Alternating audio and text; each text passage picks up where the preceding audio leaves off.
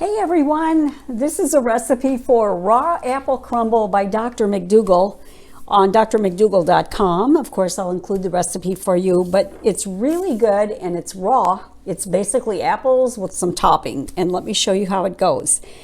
We're going to start off making the topping first. So in your food processor, we're going to combine 1 cup of walnuts with 4 pitted dates. And I'm using McDougall dates, but Mary McDougall did not specify to use McDougall or Deglet Norse. Now I have McDougall on hand. Those are the bigger dates that look like this. But if you wanted to use the smaller dates, say you had a bag of these on hand, what I usually do is I use 2 of these for 1 of the McDougall. So I use 2 of the smaller dates for 1 of the big ones if I don't have McDougall's on hand and it's calling for McDougall's. So you've got 1 cup of walnuts, 4 pitted dates, and we're going to pulse that. Pulse or blend until it resembles, until the texture is a little smaller than grape nuts. That's what the recipe says.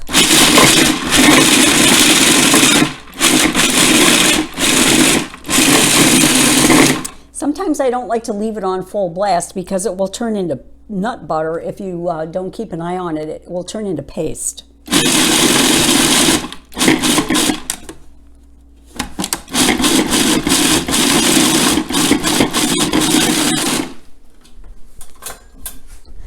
So let's get that. That looks pretty good. I'm going to pour that out so you can see. This is going to be the topping for our dessert.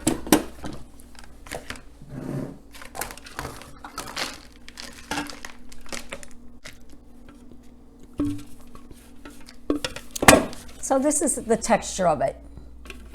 Walnuts and dates. This would be a good oatmeal topping. In fact, there's usually more of this left over than you'll need for the dessert. So this is really good on top of oatmeal in the morning.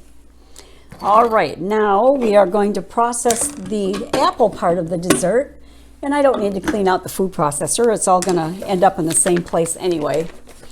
So this recipe calls for 5 apples, all of which are peeled, sliced, and then large diced.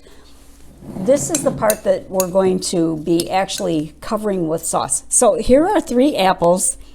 She says to do a large dice on these, but I do smaller. I do bite size because when I'm eating apple dessert, I want the apples to be bite size. So this is 3 apples that are cut into diced bite size and tossed with a tablespoon of lemon juice just to keep them from turning brown. So I did that. Next, the recipe calls to put the other 2 apples, because you're going to need 5 apples altogether. The other 2 apples go in the food processor, and these can be large diced because these are going to get blended up anyway. 2 tablespoons of lemon juice. Get that in there. So, 2 apples, 2 tablespoons of lemon juice.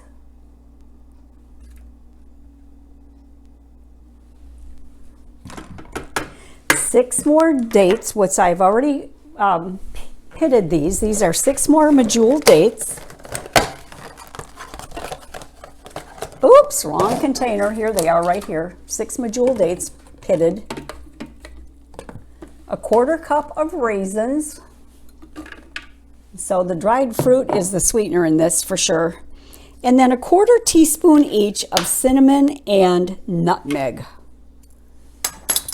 So let's get that in there. That really adds to the flavor. This is an 1/8, so I'm going to do 2 of those. And 1/4 teaspoon of nutmeg.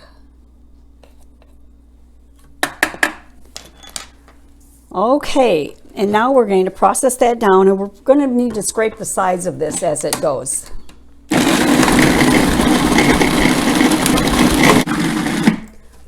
Okay, this is blended for several minutes. I've scraped the sides down as it went, and now it's the consistency of a thick paste, which is what we want.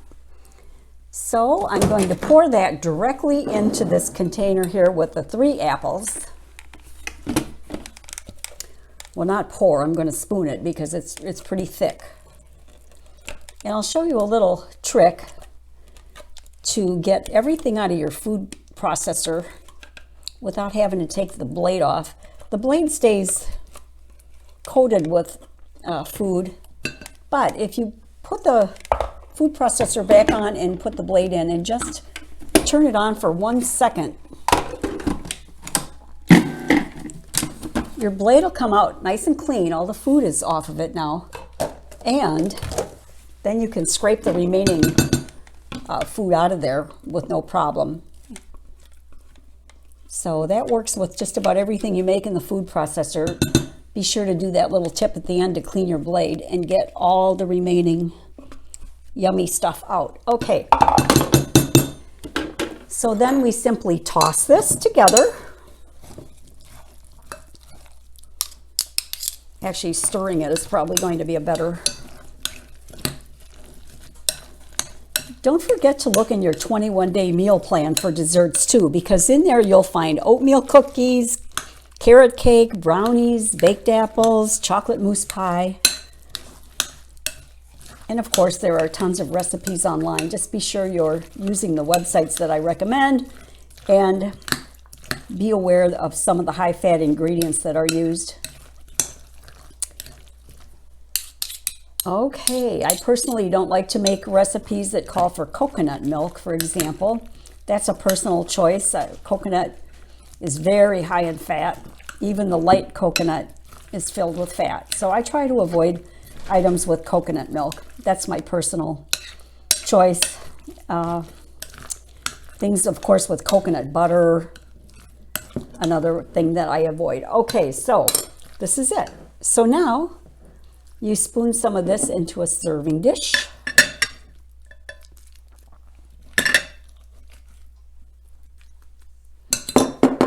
Top it with a little bit of the topping that we made to start with.